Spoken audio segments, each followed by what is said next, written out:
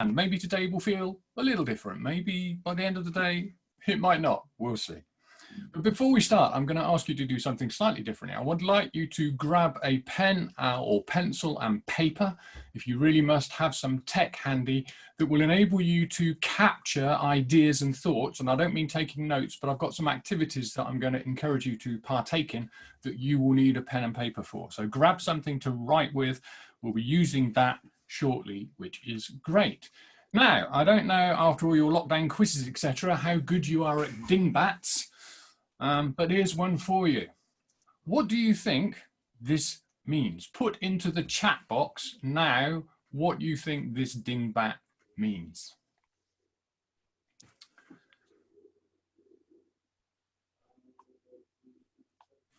I think I can see the chat, but I can't see anything yet. Oh, hey, well done, Angus. Thinking outside, oh, even better, Paul, you've got it. Thinking outside the box. Yeah, I mean, it's hardly the most challenging dingbat. It's fairly obvious, isn't it? But that's exactly right. I can almost hear the groaning from people as I say it. It's thinking outside the box. And that's what we're here to talk about today, thinking outside the box.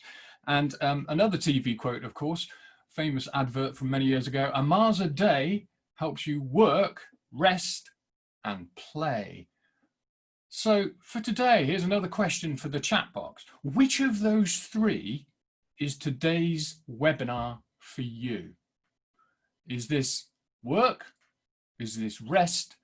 Or is this play? Stick your answer in the chat box now. Oh, Christine's working. John's working. All three. That's a cop-out. Fence sitter. Work, stroke, play, play, work.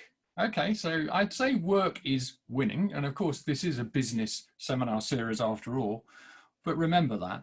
So think outside the box, creative thinking. It requires most of us to do something differently. It means we need to lose some inhibitions, maybe take some risks, maybe be willing to fail.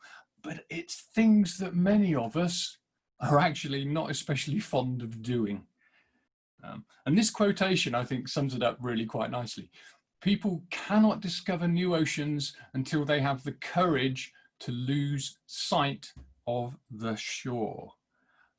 It takes courage to venture into the unknown, whether that's in how we're thinking or whether that's how we start to implement more innovation in our businesses, etc. But you have to do it. So another question for you, the classic webinar type question. On a scale of 1 to 10, how easy do you find it to think creatively? So 1 is obviously I really struggle with that. 10 is easy, just like falling off a log. So on a scale of 1 to 10, how easy do you find it to think creatively? Put it in the chat now. You're ahead of the game, well experienced. Oh, we've got a very good range here, going from I think 2 up to around 7s and 8s. I don't think I've seen anything higher than 7s or 8s, which is good. So thinking outside the box is something that some people struggle with. Many people find challenging. As I say, it requires behaviors that perhaps many of us aren't comfortable with. And I wonder how much of a correlation is there? Now, I'm not going to ask you to answer this, but just be aware, how much of a correlation is there between the answer you gave to the Mars question and the score you gave on the creative thinking scale? So, you know, if you said, well, really, today's all about work, and have you scored lower on creative thinking? The answer may be yes, maybe no. Probably depends what you do for a living, really. But the good news is this: we are all fully equipped to think creatively, to think outside the box. So let's explore some of the tips and also some of the traps that involve creative thinking and block us from being able to think more creatively. So I'm actually going to experiment here with an activity. So grab that pen and paper or tech or whatever you're using, because you're going to need that now. We're going to do an exercise, a brainstorming exercise, and it will have 3 stages to it. I will explain each stage as we go. I want you to capture the content of your brainstorming on your pen and paper. Please don't all brainstorm into chat, because our computers will probably explode. And then I will brief you as to what I want you to put in the chat after each round. So it's a 3-round activity, and I'm going to give you a minute for each round. A timer will come up on the screen, so that will tell us the minute. There might be this eerie tumbleweed type silence, but we'll see how we get on with it. But you'll all be working hard, I hope. So round one, what I'm going to ask you to do is this. I want you to brainstorm in 1 minute as many possible uses as you can think of for a paperclip. So as many uses as you can think of for a paperclip, not in chat, but on your pen and paper. Start that brainstorm now.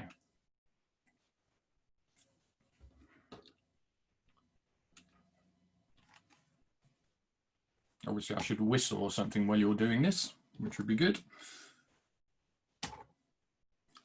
So that's 15 seconds gone. As many uses you can think of for a paperclip.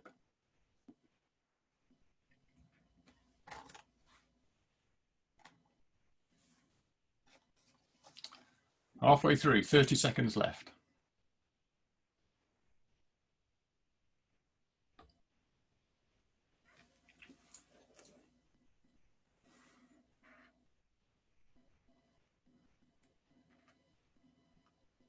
I can almost hear the burning of paper as you're scribing away. 10 seconds then.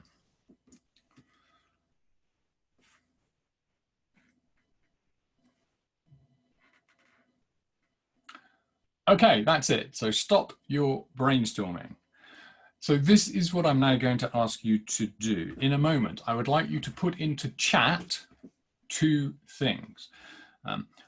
Also, can I just give you a warning? When you start getting creative and start brainstorming, it's amazing how often sometimes people come up with some wonderful but highly inappropriate ideas. So please keep it clean, nothing offensive when you put your answers into chat. What I'm going to ask you to do is this. 2 things. 1, put the number of ideas that you listed. So just a number of ideas that you listed, and put down what was your best idea.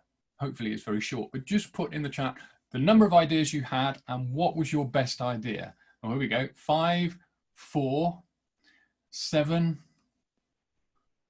Pick a lock, somebody's put, yeah. As a cufflink, yeah. A device reset, we've all done that. Hopefully not on mains electricity. Toothpicks, yeah. 7. Teeth cleaner. To form a chain for support, yeah, lovely. Picture hanger, oh, okay. Cleaning golf clubs, that's very specific. I guess you mean the grooves on the bottom of the golf club, which is cool.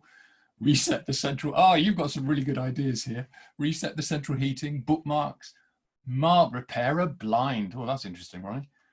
Cleaning, okay, so we've got, I would say, a fairly average number in terms of what I would typically get on this exercise. People seem to often get around that sort of upper single digits into maybe early teens. Some really nice ideas. Okay, we're going to move on to phase 2. Phase 2. So I am going to give you another minute.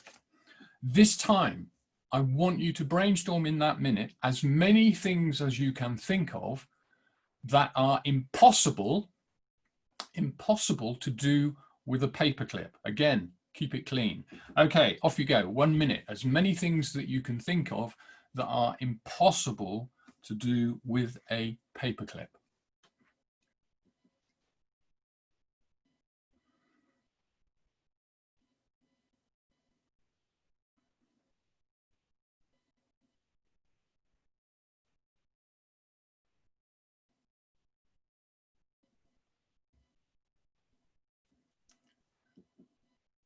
"30 seconds left, halfway through. Things that are impossible to do with a paperclip.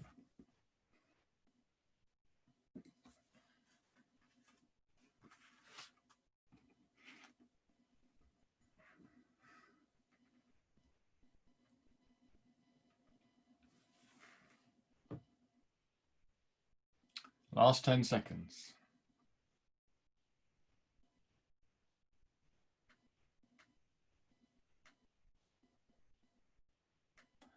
Okay, that's time.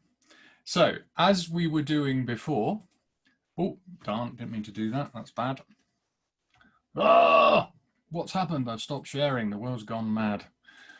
You're being creative, Richard. I am being creative. It's because I was trying to look and see somebody who got their hand up, and I was trying to look and see who that was. And while I was doing that, I failed miserably. Okay, let's share the screen. Let's get back to where we were, which is good. That's not a screen share, is it? Okay, just talk amongst yourselves a minute. You've got the opportunity to cheat with the Yeah. Where's the Zoom call gone? Oh, I'm still on the Zoom call. Okay. Yeah, you're still on the Zoom call. So I'm sharing my screen, but just not the screen I think I'm sharing. Right. What I was Right. trying to do is avoid that clock going. So, right, I think I'm back to where I want to be. Right. Okay. Sorry about that, everyone. I knew this was going to go interestingly. So, in things to do that are impossible with a paperclip, I now can't see the chat, so that's a good start. Let me get that back up again. So, can you put into chat, as before, the number of ideas that you had and your best idea? Your best idea. Write an exam paper. That's a good one. Oh, good. Thank. Can you read them out, Bob? Because currently, for some reason, my chat is refusing to show up. 6, cut the hedge. 3, apply makeup. 4, start a fire. 7, mow the lawn. 13, make love. 7, wash a car. 6, sail the 7 seas. 3, have a productive conversation with the paperclip. Thank you, Paul. 6, make it straight. Oh yeah, I've got it now. I can pick up. Don't worry. So service a jet engine. Oh, I love that. Make it rain. And interestingly, we've got similar numbers again. Oh, somebody's gone as high as 10. Rob a bank. Excellent. Okay, right. All being well, if I'm in the right place on my slide deck, and none of that is guaranteed at the moment. Or peel a vegetable, eat from it. Round three. Round three. So this time, what I'm going to ask you to do is this. I am going to give you hopefully 1 more minute if the slide works. If not, I'll time it on my watch, but 1 more minute.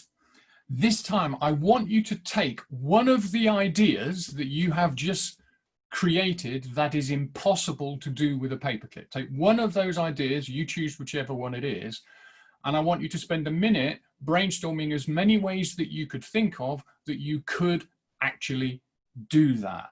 So, for example, Dominic might be coming up with ideas to peel a vegetable, or Clive might be coming up with ideas to send an email.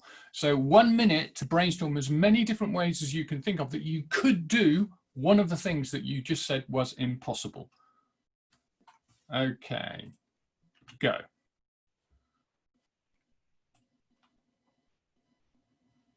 Oh, my slide's not counting down. That's not good, is it?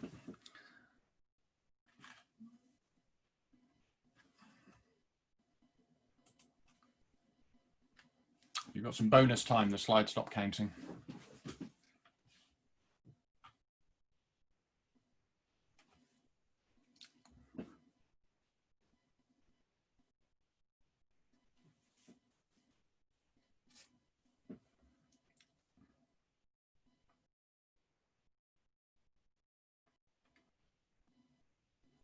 $30 left.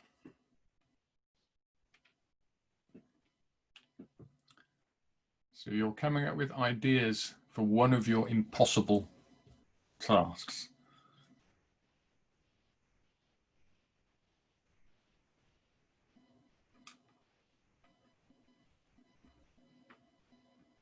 Last 10 seconds.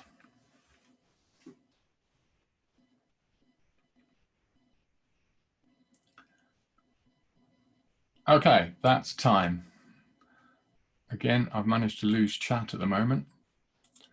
Oh, back again. So as, well, not quite as before. This time, what I want you to do is to put in chat the number of ideas that you came up with, and also what you think is your silliest idea, perhaps.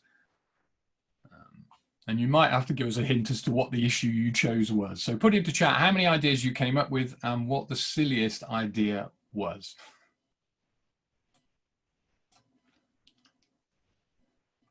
Ah, okay. So I've got 6, 3, use a razor to cut the lawn, melt the whole thing down. Ah, and use it as a glue. Nice, Alex.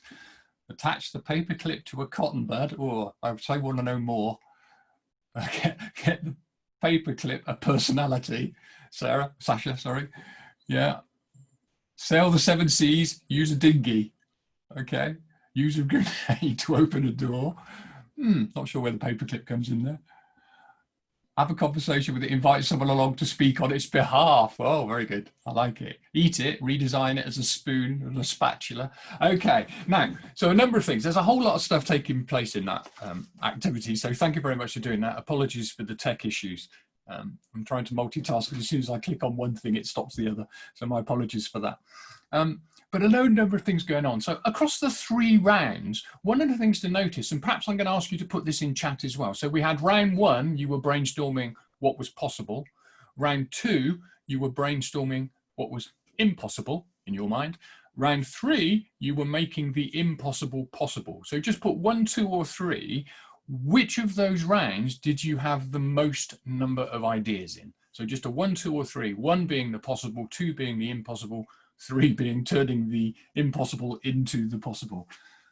Okay, 1, 2, 1, 2, lots of 1s and 2. Oh, we got a 3. Well done, Graham. That's unusual, so well done to that. I'd say overall 1 is probably leading, but not necessarily all. So one of the things to notice is that some people find it easier when they're trying to be creative to focus on what they think is possible. Other people actually find it easier to generate ideas around what they think is unlikely or impossible. It's unusual, clearly not impossible, but unusual for number 3 to have people who come up with the most ideas, because that's been a real twist. So in the space of 2 or 3 minutes, you've taken something for saying, well, this is possible, so this is impossible, but here's a number of ways I might be able to achieve the impossible. Now, I accept at the moment we're talking very impractically, and we may be taking some of you people out of the comfort zone, but it's amazing how often we can change our thinking very quickly and we can get more creative, particularly at times of stress and in a crisis. And COVID-19 has been a challenge and a testament to that. An awful lot of organizations, particularly probably smaller organizations, have pivoted, as the current phrase would be, but they've got quite creative about how they've done things. I don't know how many of you were screaming at the screen on the 3rd one about the impossible. I said, I've just said it's impossible, you idiot. How could I come up with some ideas to do it? And had a 0 for round 3. But one of the challenges to also make, and I'll ask this rhetorically for time purposes, what assumptions were you making? So one of the big assumptions, of course, was how big was your paperclip? Now, this is a sort of fairly standard paperclip. Was that what you had in your mind? Did you have a bigger paperclip in mind? Did you have yet a further paperclip in mind? What was your paperclip made of? Standard metal paperclip, posh plastic coated paperclip, and why? Why was that what came into your mind? Why wasn't your paperclip made out of cheese or fabric or something else? So hold those thoughts, because we want to explore that a little bit more.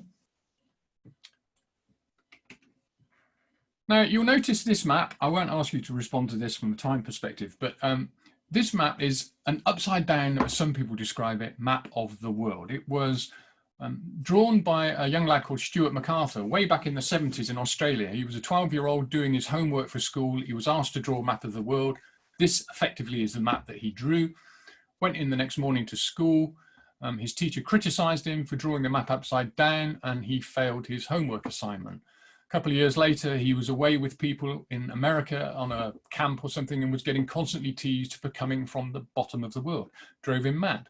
And he decided he would create his upside down map and publish it when he could. So when he got to about 18, left school, he published his map and actually sold hundreds of thousands of copies of it.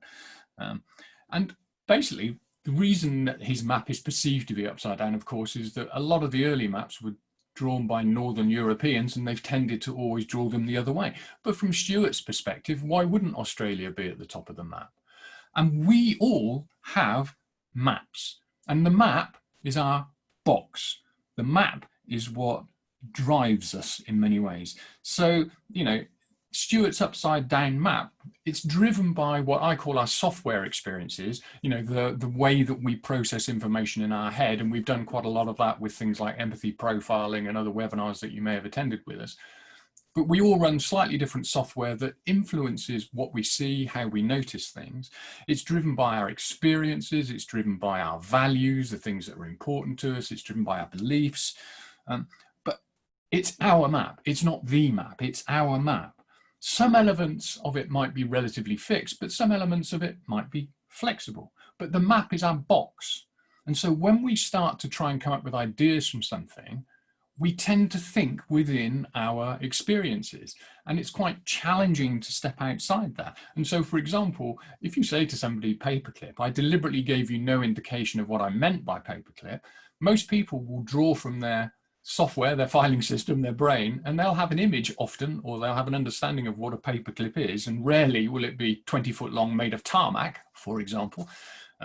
It will tend to be a fairly standard thing. And you could argue that business has two worlds.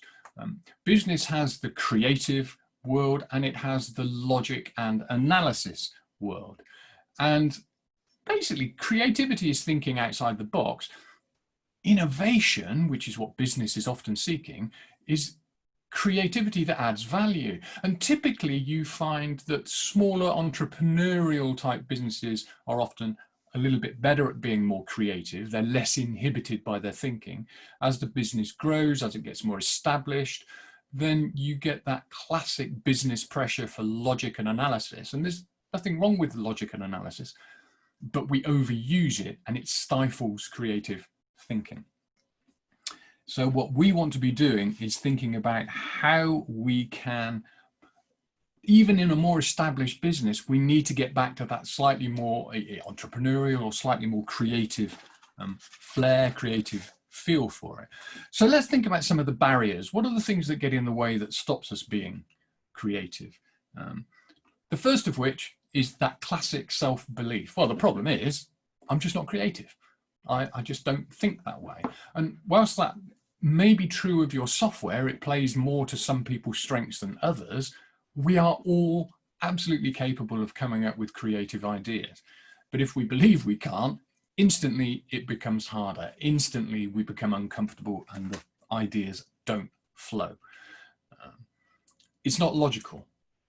Again, this partly is to do with an individual software. It's often to do with the business environment in a business setting that, again, business values logic, practicality, and analysis. And there is a place for that in the innovative process, but it is not what we're talking about today, which is the ideas generation phase. So business values that logic, and that can also be linked to personal software. Looking for the right answer is a key barrier. Now that might be the right answer because we've already got a sense of what we want to do or what we think is the solution to a problem. And often, sadly, you may have experienced this yourself, if you're in a leadership position, very often what you find is that the leader is trying to encourage people to come up with ideas, but they've already got a good sense of what they think the solution is. And so they dismiss all the other ideas because it doesn't match closely what they think is the solution. So it can be a number of different things, really. And I think it was Emile Chartier who said, or Chartier who said, nothing is more dangerous than an idea when it is the only one we have.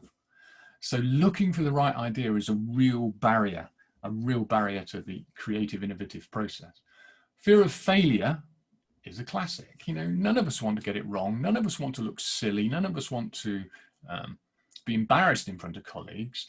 And very often what happens is if we have been pushed down by somebody who's saying, no, that's not the right answer, again, we don't come up with any more ideas because we were humiliated or embarrassed.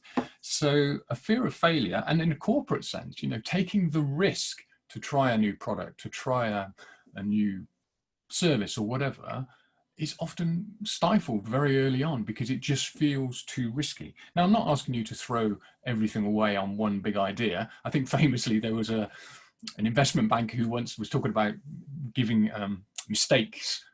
forgiving mistakes, said, oh, well, we did not forgive our analyst who lent 50% of our net worth to Brazil twice.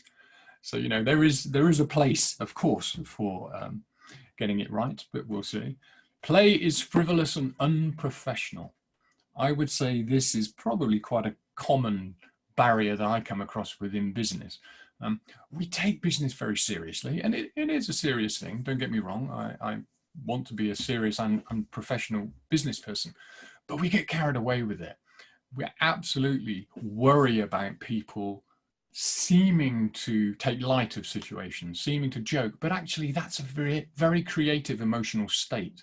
If you're looking to generate ideas from something, the idea of playing is quite important. So if you think back to the question I asked earlier, how many of us said, well, actually, I'm here to work.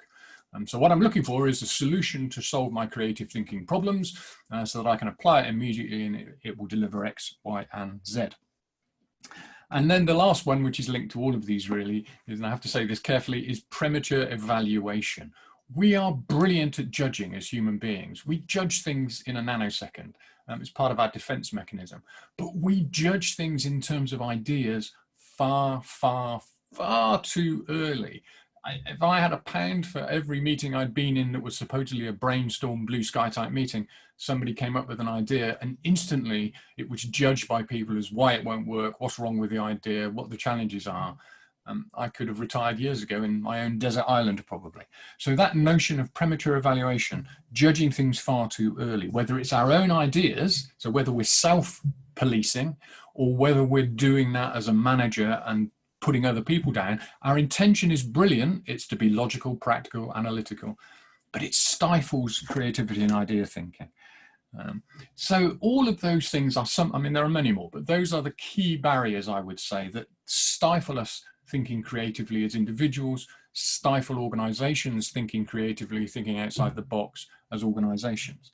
So let's turn it on its head. Let's look at some ideas for thinking outside the box more productively. So thinking outside the box requires an outlook that allows you to search for ideas, to play with your knowledge, to play with your experience. In other words, to expand your map or even start a new map. And with that outlook, we try different approaches, first one, then another, often getting nowhere. You use crazy, foolish ideas, and you're using practical ideas, but you use them as stepping stones. The whole thing is about one idea sparks another idea, sparks another idea. And ultimately, you will get to something that you can tone into a practical solution. You break rules occasionally. You explore for ideas in unusual places. There's lots of things you can do. Einstein summed it up really nicely when he said, if at first the idea is not absurd, then there's no hope for it. If the idea is far too close to your existing map, it's probably not very creative. It might be an enhancement to something, but it's not likely to be a highly creative idea. So we've all got these maps. We all know we've got assumptions, we've got beliefs, we've probably got solutions that have already been thought of by somebody. But to get us out of the box, we need tools, we need some stimuli, we need things that help us kickstart our ideas. So I just want to spend a few minutes going through a couple of examples and things that we could do. And that fear of failure, I should have mentioned earlier, but the fear of failure, quick question for the chat box. The Dyson bagless dual cyclone vacuum cleaner. How many times or how many prototypes do you think there were of that before it became a successful product? Put your thoughts into chat now. Bob, can I ask you to just let me know? Because again, I've lost chat for some bizarre reason. I can't see it. Okay, on it. So what do you got in chat? How many? 97, 1,000, 50, 300, hundreds, 120. Most likely 150 plus. Yeah, okay. Do you want the answer? 5,127. Oh, Bradley got there just before you said it, 5,000. Well, there you go, 5,127 over a 5-year period. So, you know, it's important. And the key thing is ideas generation, and we are talking purely ideas generation today. Ideas generation is about quantity, not quality. There'll be quality ideas in there, and the quality will come when you eventually start applying some more rational business judgment to it. But if you do that too early, you will not get the quantity, you will not get the sparks of connections, and therefore you will end up with either poor or single ideas that probably won't deliver what you want. So some simple techniques you can use to kickstart idea thinking are as follows. Number one, restating.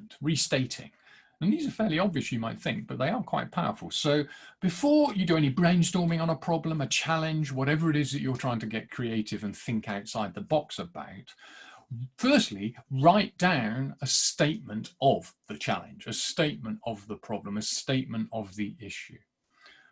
Once you've done that, before you start brainstorming, before you start trying to think of any ideas, rewrite that problem statement in as many different ways as you can without imposing any judgment on it. Now, marketeers will probably know that technique fairly well. It's a fairly common thing that's used in creative agencies. But before you start coming up with real genuine ideas, start rewriting your statement in as many different ways. Now, a classic example, simple example, but a classic maybe as follows. So do you remember the advert that used to say, Domestos kills 99% of all known germs dead? That was a marketing slogan they used for years. Domestos kills 99% of all known germs dead. So put for me in chat one restatement of that statement, that challenge. So Domestos kills 99% of all known germs dead. Write in the chat, if you would or can, a restatement of that. I'm watching it. Yeah, I currently can see it. Every time I go to move my slides, it disappears for some reason. Domestos kills 90% of all germs. 99% of all no germs are killed, but yeah. So notice what we're tending to do is rephrase it in exactly the same way. So we're applying the same map. Domestos works perfectly. Yeah. Here we go. 1% of germs survive Domestos. Yeah, only 1% of germs will get past Domestos. Another way, of course, of stating it is Domestos fails to kill 1% of all germs. So great. So you can see how restating an issue challenges how we perceive the issue we're talking about, which in turn will stimulate us to come up with different thoughts and ideas, because then I would encourage people to do a brainstorm around each of those, or the vast majority of those different statements, because you will be making different neural connections. And you can imagine had the company gone with a marketing slogan, which was Domestos kills only 1% of germs, it would have been a much less successful product than it was. So how we state things really does make a difference and really does matter. So one of the techniques you can use is simple restatement. Write your problem statement down and then write it as many different ways as you can think of. Now, similar but slightly different is the notion of what's called reframing. So look at your challenge and then change the context of your challenge in as many different ways as you can. Einstein, again, famously said, problems can't be solved by thinking within the framework that the problems were created. So a good example of this would be Johann Gutenberg. He combined two previously unconnected ideas by reframing how he thought about them. And the two ideas were the wine press and the coin punch. Now, the purpose of the coin punch was to leave an image on a small area, such as a gold coin. And the function of the wine press was to apply force over a large area to squeeze the juice out of grapes. And when he was bouncing around with these various ideas, he asked himself, okay, so what if I took a bunch of these coin punches and put them under the force of a wine press and a larger area so that they left their image on paper? And hey presto, the printing press was born. So reframing is about changing the context of the problem. So what's this problem like if I look at it as a customer? What's this problem like if I look at it as a supplier? What's this problem like if I look at it imagining I'm from another country? What's this problem like imagining a 2-year-old? Or just look at, reframe the challenge from different perspectives, business, non-business, social, political, whatever. It really doesn't matter. Think of as many different ways of reframing as you can, and then again, start to think of ideas linked to those reframes. Because the stimulus is all about, it's all about making connections. True out-of-the-box thinking works best when you are saying one thing, it sparks something else, it sparks something else. The minute you start judging, it shuts all of that down. So reframing, changing the context, looking at different perspectives is another key idea. One of my favorites, which might not surprise people who know me, is what's known as random links. Now, take random words, objects, items, and force fit a connection. And this is often used by creative agencies. They often end up with a bag of maybe hundreds of cards with words or objects and things written on them. And they will just randomly pull out 2 or 3. And firstly, they force fit a connection between those 2 or 3 things They then take that connection and apply it to the challenge, the issue, the problem, and they use it to spark ideas that they may not previously have thought about. And the human brain is a marvelous patterning device. It's almost inconceivable to us that things aren't connected. So let's just test that very quickly. I'm going to put these 3 words up: spanner, sausage, helicopter. All I want you to do is put into chat something you think that connects all of those things. Again, keep it clean. But spanner, sausage, chat.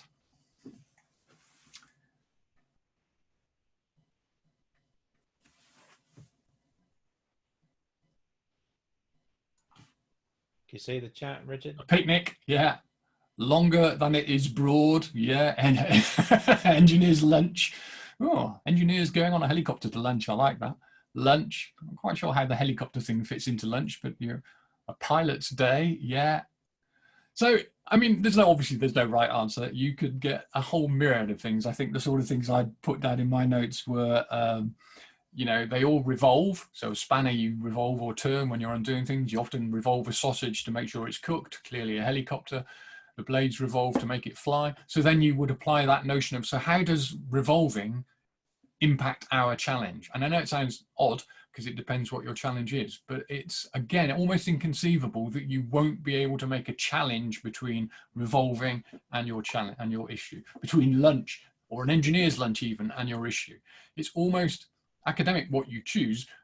The technique is very much about just generating more random thoughts that in turn will spark different synapses, different neural connections, and you will come up with ideas that you probably wouldn't think of if you were just sitting going from your map, because that's the box, that's the restrictive part of things. Okay, so let me go on to the next one. And again, a favorite, I guess, in a way, is revolution.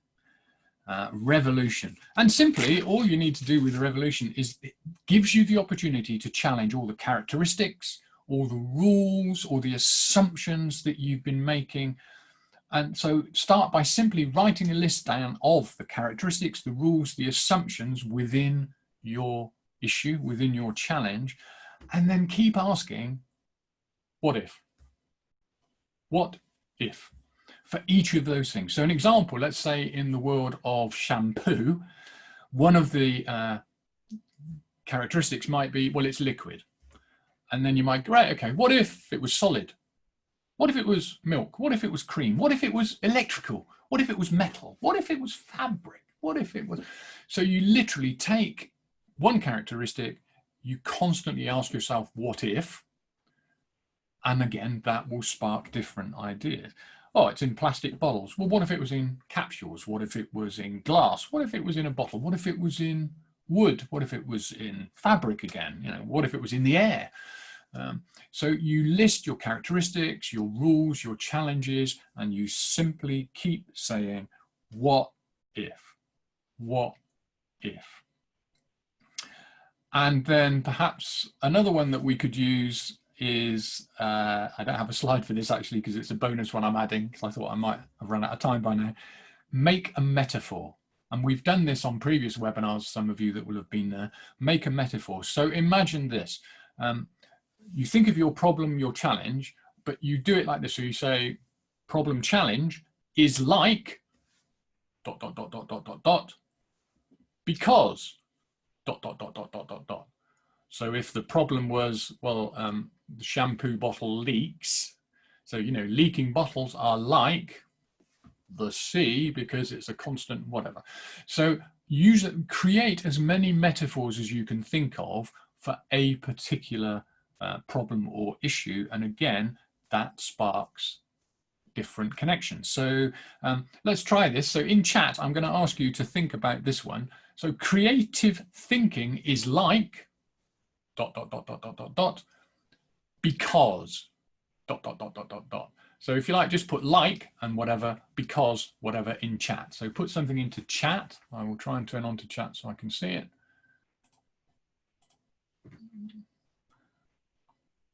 So creative thinking is like ... because ...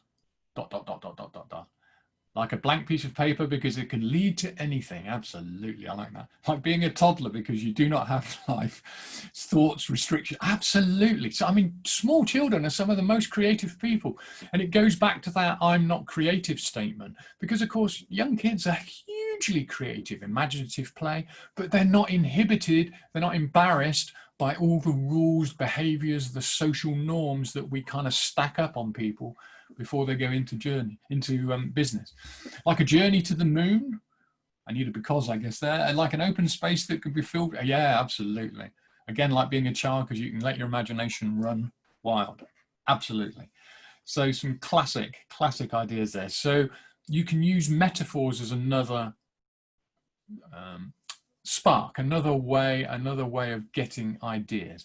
So all that you need to be more creative, in my simple and humble view, is this: you need to reduce your barriers, of course, challenge your barriers, but primarily you just need a simple tool or more that kickstarts your thinking, encourages you to think in a different way, away from your map and into new territory, so to speak. And I think I'll kind of start to wind up, and then we can open up for questions. So I love this quote from Charles Mingus's jazz bass player, amongst other things. Making the simple complicated is commonplace. We're so good at it. As human beings, we are wonderful at taking something that should be really simple and really making it massively complicated.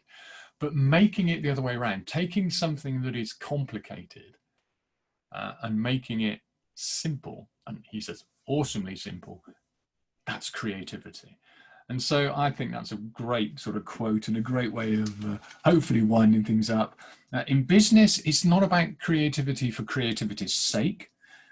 We've said that creativity is thinking outside the box, generating ideas, building on those ideas, and then eventually there will be a time for you to apply some of that analysis, some of that logic, and start to hone those ideas, and then start to decide which of the ideas that will really work, and ideally go on to add value, which is the innovation piece.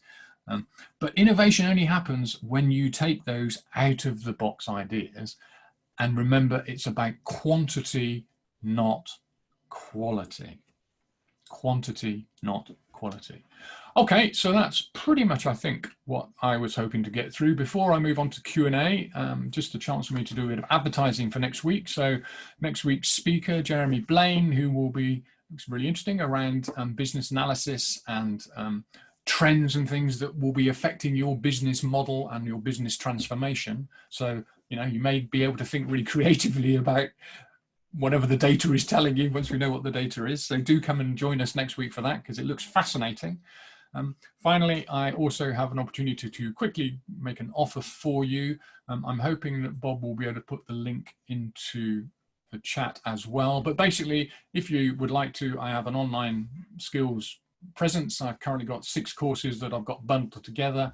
I'm offering you what's effectively an 80% discount. I'm also throwing in, I'm planning 2 more courses by the end of the year, and they will just be added to the bundle. So if you've got the bundle, you'll get those as well. You can either just email me, as it says on the screen there, and put that in the link, and then I'll send you, or in the subject, sorry, I will send you a link, or Bob, I hope, is, if he hasn't done so already, putting into chat. Already done. Link. Oh, he's done it. Excellent. Well done, Bob. Well done, that man. So in that case, we have time to explore Q&A, questions and answers. So I shall now let Bob chair proceedings, and look forward to having a chat through some of the key issues. Oh, I love to sit in a chair. Yes, we have a question in already on the chat. How do I know if my business is innovative? Okay, so I mean, I would say an acid test I would use is this. If you review your products, your services, what percentage of your revenue is coming from either products or services that didn't exist 2 years ago? And by products and services, and so I don't mean, oh, actually we had product A, we stuck a new bit on the side, it's product A plus a tiny bit. That isn't, in my view, a real innovation. It's product enhancement, it's good, but it's not a new product. So what percentage of your business is coming from products that just didn't exist, say, 2 years ago? And if the answer is either none or, tiny, you're probably not innovating. Okay, thank you. So do please put your questions in the question and answer box, or if you can't find it, in the chat, and we'll do our best to answer them. Another one that's come in on the chat is, are there different types of creativity? I don't think of it as being different types of creativity. I mean, there are, in the sense of, people think of creativity in terms of the arts, music, and that's definitely a form of creativity. It's kind of, the process is similar, but it's a slightly different outcome.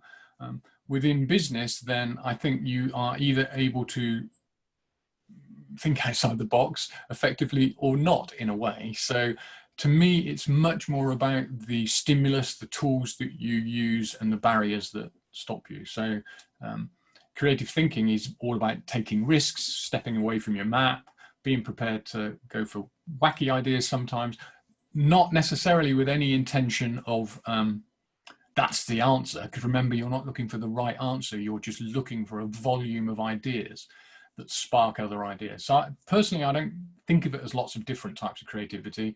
I think there was an old model, and I'm desperately trying to remember it, but where it did break creativity into artist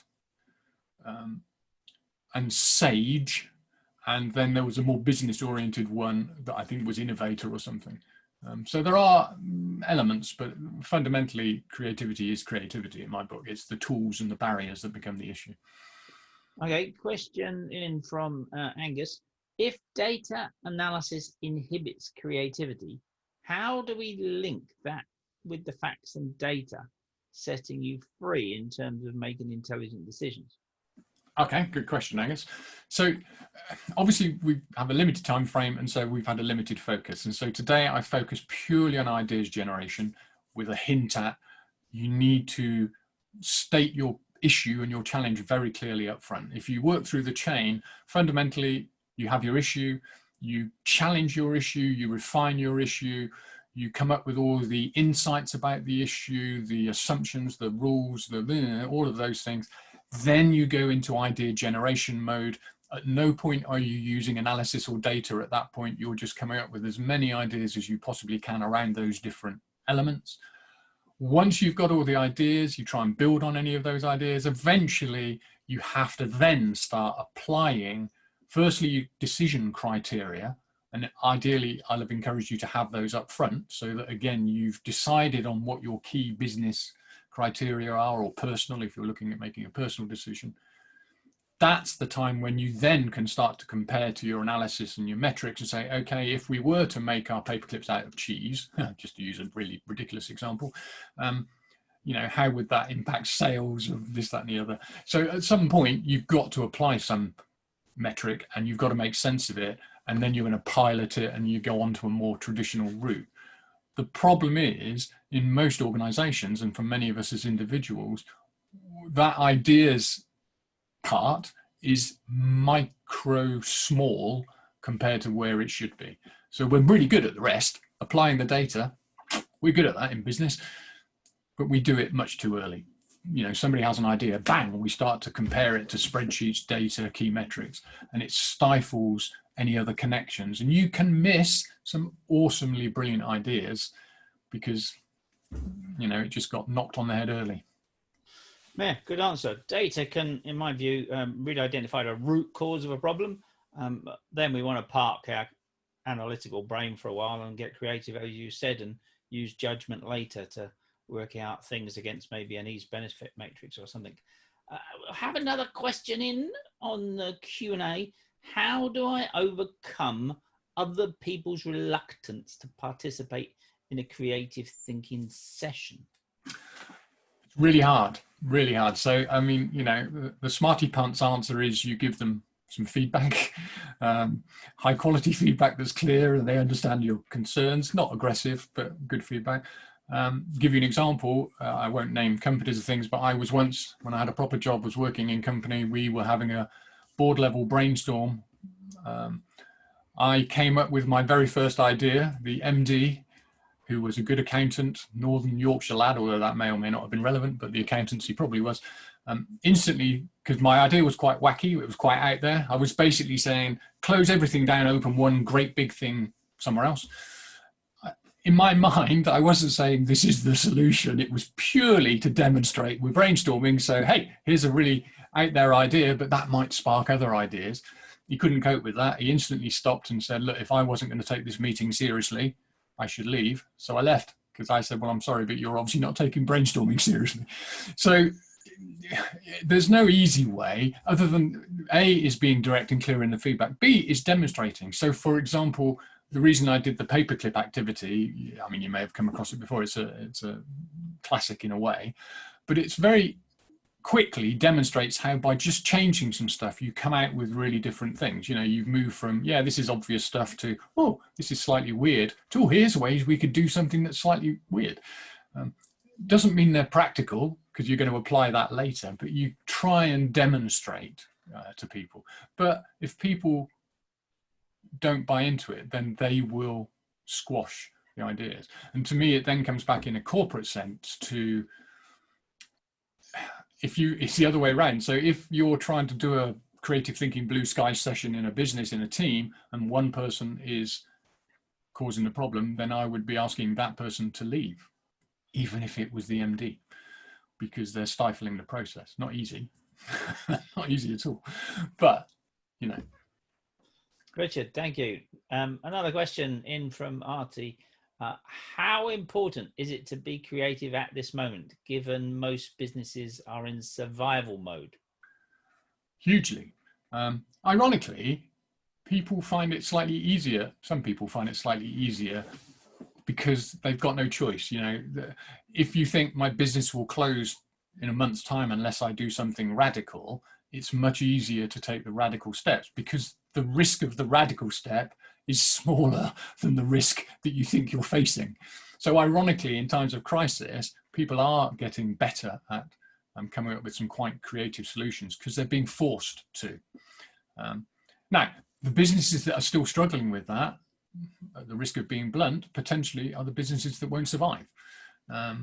You know, if they're waiting for their world to come back in line with their business model, or they're waiting for it to come back in line with their sales process or whatever. I mean, I chair some managing director meetings, and I can think of one company very early on that had a sales force that went out and visited other businesses. Obviously, they couldn't do that in the early days of lockdown. Very quickly, they realized and challenged, well, why have we got a manual sales force? And they have pivoted, to use the jargon, to a virtual sales team, and their business has improved. Their business has gone up, and they have no intention of going back. So under crisis situations, we're very good at that. I've often joked with people when I've been doing this in workshops, when people are faced a problem, if you really observe the behavior, they often are far more creative getting round a problem than they are actually solving a problem. So, you know, if you talk about expenses, the way that people make claims on their expensive and creative accounting, you know, it's hugely creative. It just doesn't tackle the issue. So people are much more creative getting around stuff than they are actually solving the problems, in my view. Interesting, thank you. A question in from Dominic. How can you determine that an idea is creative enough to be worth pursuing? Whoa, that's an interesting one. My instinct is to say, I don't think it's about the degree of creativity in a sense. It needs to be in the thought generation, in the ideas generation process, because you don't want all your ideas to be, you know, a microcosm outside the box. So I often joke with people, you know, if you talk about somebody's comfort zone and you ask them to step outside their comfort zone, most people will take the smallest possible step to be the other side of the line on their comfort zone. And we do the same thing with ideas generation of the box, so to speak, same principle. So you want really wacky creative ideas. Now, at the end of the day, when you start applying some practicality, some analysis, but by then, hopefully your map is much broader and richer for you to make decisions, you might end up with what on the surface is one of the lower level creative ideas having the potential to add the most value to your business, and it still might be transformational for your business. So the degree of creativity in terms of solution, in my view, doesn't matter. the degree of creativity in terms of getting to the solution matters enormously. That for me is what would separate those two. Thank you, Richard. Another question in on the chat. What about the need to involve, Gen Y and Gen Z, as opposed to, you and me, Richard? I guess they're saying, because we're a bit wrinkly. Gen decrepit. So, well, it's interesting, isn't it? So this comes back down to that thing we were talking about of reframes and different contexts and things like that.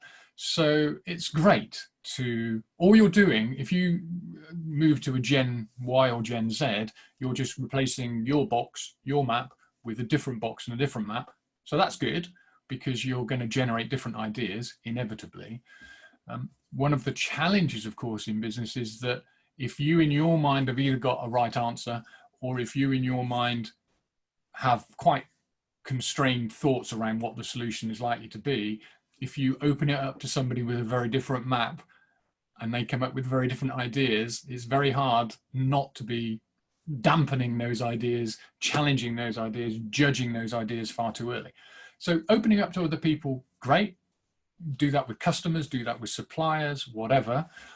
Or you can even do things yourself by, that contextualizing of, well, what's this like from a Gen Y's perspective, and get their feedback on that perspective. But if you physically involve them and ask them to do brainstorming, you've got to be prepared to allow them to go with the ideas.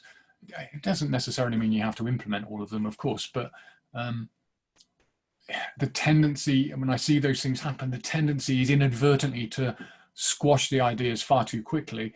And then, of course, they feel embarrassed, threatened, whatever, and then they struggle. They then start trying to come up with ideas they think you want, which is not what you need. Okay, thank you. Sasha made a comment earlier on which made me think of a question myself, is what about time as a barrier to creative thinking? Because often in a business we're so full out there trying to deliver in the now, and time, how much of a barrier is that to creative thinking? How much time should we put aside for creative thinking to make it happen? Ooh, okay. Depends on what you're looking for, I suppose, is the obvious answer. So I don't think time should be a major barrier. It's a barrier for everything, for all of us. We've seen Jim's all his time management stuff, and the man's a guru. Time is something we can't control, so we have to prioritize. So partly it will depend on where innovation lies in your priorities. But it doesn't have to. So on a major project, you're doing major cultural change. An organization I work with spent 2 years working to change the culture to become more innovative. So that was a huge undertaking, vast amounts of management time and effort. But of course, they planned for that, and so it was a high priority. Or you can do it in short burst type stuff. I would recommend, almost as training really, as an individual even, just allowing 10 minutes a day or something that you schedule to say, okay, I'm just going to bounce around some ideas on a problem. And I'm just going to use a tool, whatever it might be. I'm going to use some random links, or I'm just going to reframe this a few times. Just play with it and keep a note of the ideas. You don't need to do anything, and you could do that, several times over a period.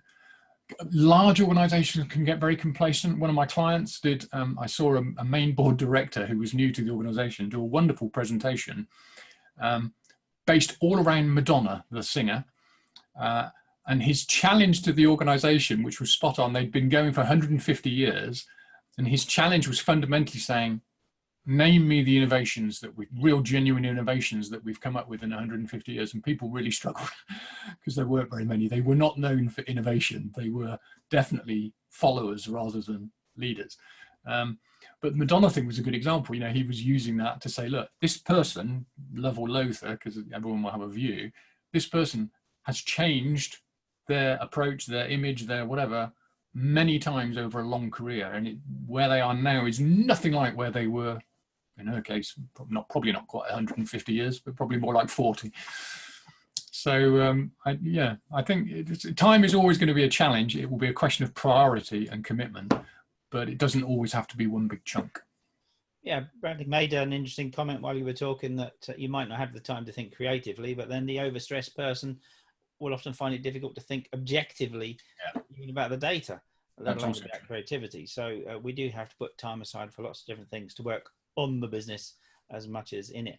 Richard, thank you. We're over time. Thank you so much, everybody, for joining us. Thank you so much, Richard, for all your wonderful ideas.